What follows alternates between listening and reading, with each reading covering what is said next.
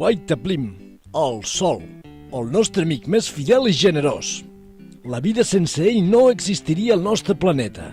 Ens regala des de fa milions d'anys una energia il·limitada, gratuïta i neta. Si el sol és gratis i no s'acabarà mai, no entenc per què els humans sempre estan parlant de la crisi energètica. Fins i tot fan guerres per controlar les fonts d'energia. Ja t'he dit que els humans són uns éssers molt contradictoris.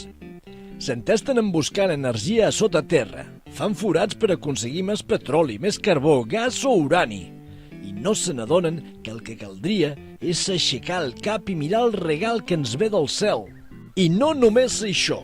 Si aconseguissin aprofitar més l'energia solar i reduir l'ús dels combustibles fòssils, es reduirien també els problemes de contaminació, de pluja àcida i de retruc es rebaixaria també el problema del calentament de l'atmosfera i el canvi climàtic.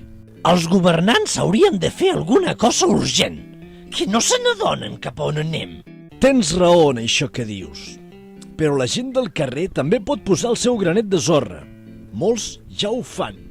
Fan el què? Des de calentar l'aigua sanitària de la casa amb plaques solars a produir electricitat amb panells fotovoltaics. La utilització d'una petita calculadora solar també és un gest amable amb el planeta. Escolta, home, escolta la Mare Terra quan diu que aprofitis que el sol et dona una energia neta, gratuïta i bona. Fes-ho per tu, fes-ho per nosaltres, fes-ho pel planeta. Fes-ho bé! No costa res.